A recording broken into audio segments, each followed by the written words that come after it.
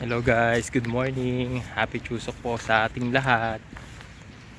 Yun po, bali sa hindi po nakakaalam, Chusok po ngayon dito ngayon sa South Korea.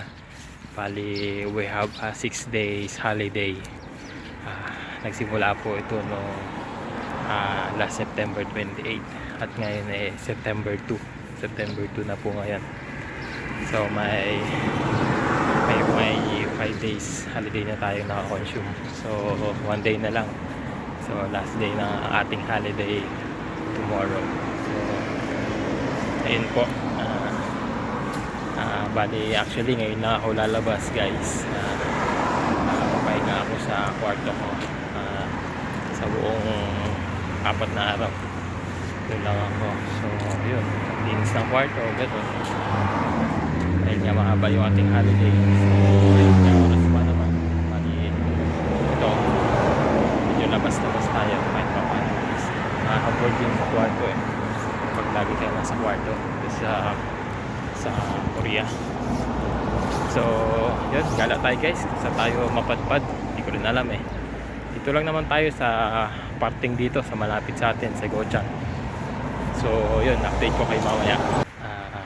Di ba nabanggit ko na ano ngayon guys, na holiday ngayon dito sa Korea, 6 days holidays.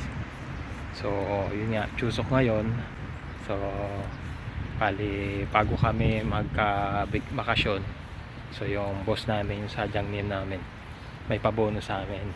Siyempre ganun kasi dito guys sa South Korea. Bali every holiday tulad nito nagbibigay sila ng mga bonus, pero yung bonus na yon hindi pare-parehas, so magkakaiba. So kung tanongin nyo sa akin magkano yung aking bonus, same pa rin guys, same pa rin dun sa dati kong na-vlog na pabonus ng aking sadyang 100,000 won guys. So maliit siya pero okay na rin guys, kasi at least may bonus tayo, di ba? At least may panggastos tayo sa buong 6 na araw na wala tayong pasok. Magpamili tayo ng food, ganyan, kung ano gusto natin bilhin. At the same time at the same time may regalo naman si sadyang. Yun nga lang, hindi naman ganun kalaki yung kanyang gift. Bali ano lang, usually kasi yung binibigay ni sadyang is yung shampoo lang. Ito, pakita ko dito. Yan, ganyan guys yung binibigay ni boss sa amin. So ngayon yan yung aming natanggap dito kay bossing. So ngayon, yun yan guys, dito tayo. Yan, kita nyo.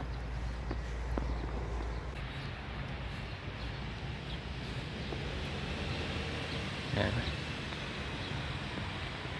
Connect yan dun sa iba pang part ng Korea. Diretso yan guys, yung river niya yan.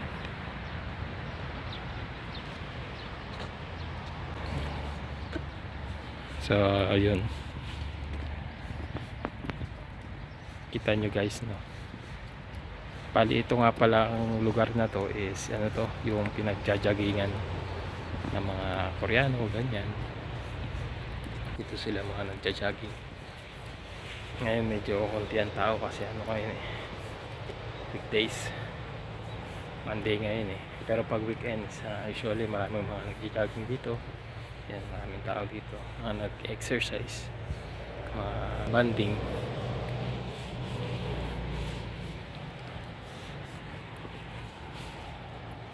Yan, nakarin ko tong buong to. Actually gusto ko rin mag-jogging pero hindi ako prepared para mag-jogging ngayon. So mag-video lang tayo ngayon.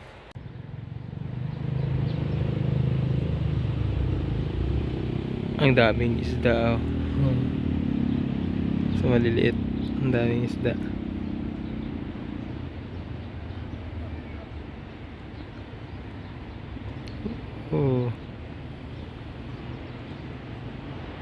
Ang daming isda. Sarap mamingwit. Ang daming isda dito guys. May mga ibon din dyan. Ang dami nakakain mga ibon dito nga sa river.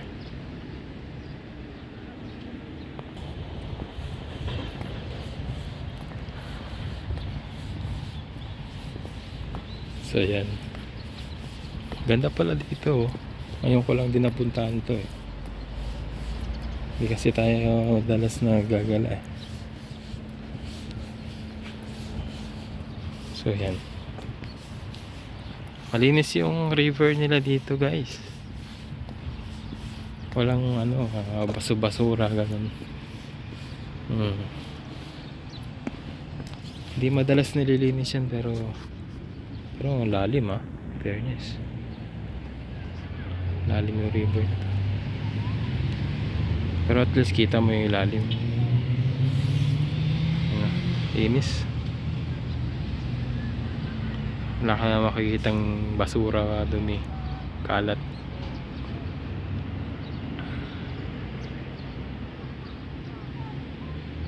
Diba? Unlike sa atin, yung river natin actually maganda sana kaso napabayaan ng gobyerno at syempre ng mga naninirahan na rin.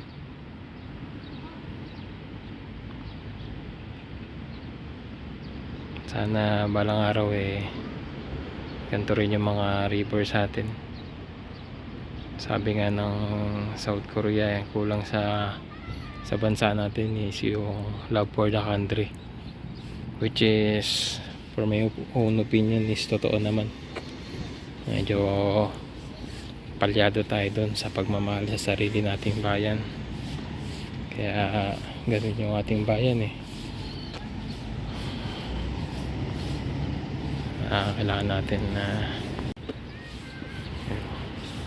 kailangan natin kahit papaano mahalin yung sarili nating bayan, diba? Yung ating pinakamamahal na Pilipinas.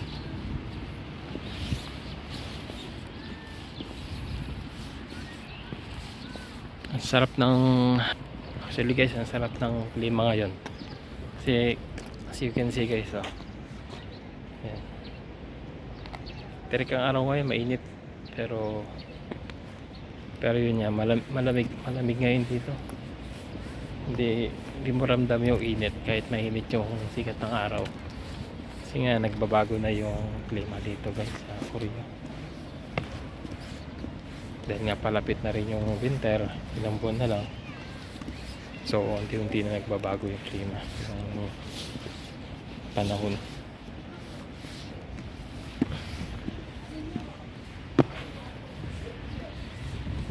Yan, punta pa tayo dun. Lakas ang agos ng guys. Ito pala yung pinaka parang dam.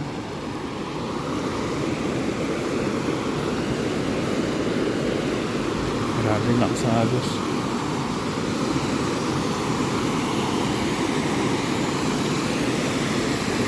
Sarap po.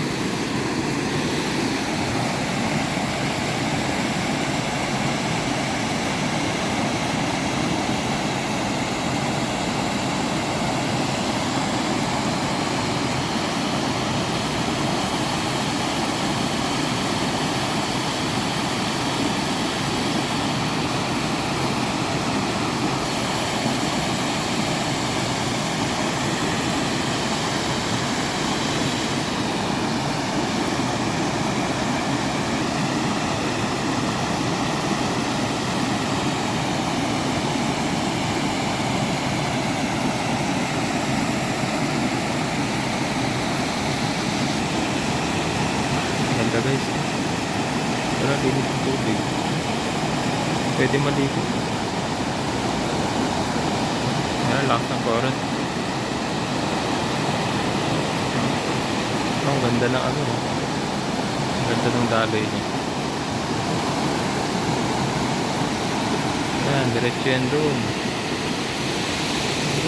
Diretso. Mga Koreano doon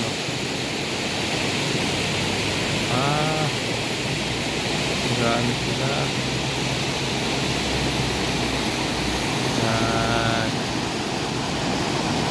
Nag-ano tawag na? Golf.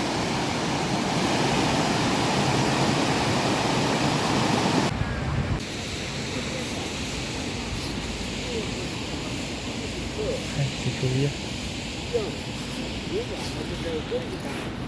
우리 그. 여보세요. 바이바이.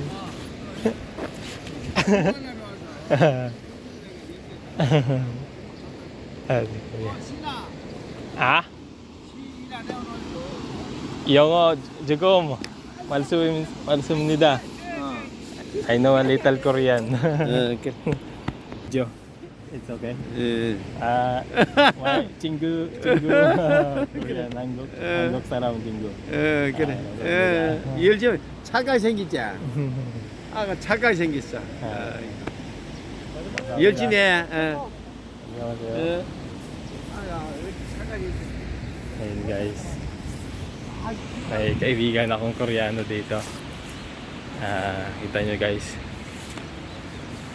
Kaibigan ko yon. Nakilala ko siya dun sa may barbershop. Mabait yun. Yung kaibigan ko na yun. Siya yung nabigay sa akin dun ng unexpected na nagpapagupit ako. Ito yung bagong gupit nga kasi tayo. Bali nag-golf sila dito. Yan, medyo nakilala ko siya, kinakuyan ko. At the same time yan, nilapitan niya ako, nakilala niya ako. Yung kaibigan ko Korean dito. Bait niya kasi nung pumunta ako doon, bigyan niya ako ng kape. Tapos tinanong niya ako, sabi niya anong lahi ako. Sabi ko Philippine Saram. Tapos sabi niya ODA Nara, ganun. So sabi ko Philippines, saan daw yung bansa ko, yung country, sabi niya. Tapos yun, tanong niya kung uminom ako ng kape, ng Korean coffee. Sabi ko ne. Tapos yun, inapera niya ako. Siya pa talaga nagtimpla sa akin guys. So bait, sobra. Tapos hindi pa natapos doon, bali pagkatapos noon ano niya pa ako ng apple, pinaghiwa niya pa ako ng apple slice, tapos binigyan niya ako. At the same time, nakakatawa doon is yung ano tawag doon, yung may hawak-hawak siya ng plastic ng kape, tapos binigay niya yung kape sa akin. Binigyan niya ako doon sa, bali yung kape na yun is dun sa may-ari ng Ibalso o yung barbershop. Tapos yun, binigay niya sa akin yung, nakakatawa, binigay niya sa akin yung, ang dami niya binigay sa akin ng kape, yung Korean black coffee. Tapos sabi niya, huwag daw akong maingay, i-shoot ko daw doon sa bulsa ko, bibilis, sabi niya ganun. Huwag daw akong maingay dun sa may-ari. Sabi niya, tawa lang ako, tapos sinunod ko nga, pero alam nung may-ari na binigyan ako. Tapos ginawa nung may-ari ng barbershop ng Ibalso, tinagaw sa kanya yung nalagyan ng kape, tinago. Nakatuwa, nagaan sila.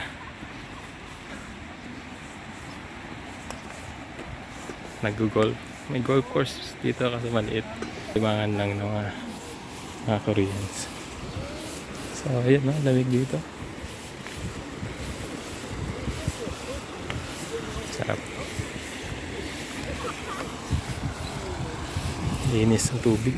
So yun nga guys, mukhang sarado na yung lugar na to Pero sabi ko nga kanina, diba, kung saan tayo mapadpad, so walang problema. As long as malibang-libang tayo, mag-ikot-ikot tayo dito sa Gochang,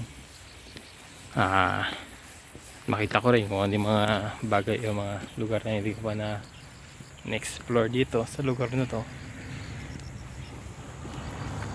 Ayun, tuloy-tuloy lang. So yun nga guys, ganito pag andito na kayo sa Korea guys, yan, may usually yan, holiday kayo na ang tusok dito madalas yan September to October, yan ang tusok. Pero nung dumating ako dito nung last year is hindi ko naabutan yung tusok Bali September 20 kami dumating dito, pero tapos na yung tusok. So siguro yung Chuseok na nakaraan around September 10 ganyan. So yun nga, sayang, unfortunately hindi pa natin nakagip yung Chuseok, pero okay lang. So ngayon tayo bumawi. So yun guys, ganito ang ano. Actually guys, pag nandito na kayo sa Korea, pwede kayo magbakasyon. Oo, dahil nga mahaba yung pahinga, pwede kayo magbakasyon. 6 days, medyo almost a week na rin. So yung mga ibang kabatch ko, may mga nakita ako sa Facebook na mga umuwi. Yan kila Christopher, kaibigan ko sa ano, si Christopher Barcelona, si kaibigang Peter Tumala, hindi siya umuwi pero dito lang siya. Tapos si Albert Park, shout out sa iyo Albert Park pare. Yan yung kasama ko na si Richard, hindi ko na ano pero shout out sa iyo Richard na nasa Jeju, si parang Richard, shout out, no time no chat, parang Richard, shout out sa iyo. So yun nga guys, yung iba mga umuwi. So ako pinili kong hindi muna umuwi guys kasi magastos din eh, tapos parang bitin. So kung uuwi man ako guys, gusto ko kahit paano minimum of 1 month sana. So nga lang unfortunately nung nagpaalam ako sa boss ko, sabi niya is next year, sabi niya, si Mr. Ande, yung manager namin si Mr. Ande. Si Mr. Ande kasi laging naka-ande siya pag may nire-request kami sa kanya eh. So pero naintindihan ko naman kasi sabi ko naman sa kanya mag-take ako ng vacation pag wala lang trabaho. So ganyan nga, so naintindihan ko naman dahil nga maraming ano ngayon eh, maraming trabaho ngayon. So sayang din, di ba, yung mga overtime natin kung uwi tayo. So much better na magstay na muna ako dito. At probably next year o bahala na kung matuloy yung pinaplano kong bakasyon sa Philippines. So let's see, update ko na kayo guys. Dito tayo sa, hindi ko alam kung anong lugar na to. Yan. Puro ano na, mabato, maano. So polvo. So yun lang guys. Thank you very much po sa mga sumusuporta, tumatangkilik ng ating mga vlog, mga video. So maraming salamat po sa inyong lahat. Kamsahamnida po. Gumapsumnida po. Ayun. Thank you po. See you on my next video guys, no. Thank you very much po, no, and see you on my next video guys, no. Sa mga bago nga pala sa ating channel guys, no, please consider to like, share, comment, or syempre subscribe button. Napakalaga niyan. Click nyo na rin guys yung maliit na notification bell dyan para always kayong updated sa mga bago nating upload dito sa South Korea, no guys. Thank you po guys. See you on my next video. God bless. Annyeong. Happy Chuseok po.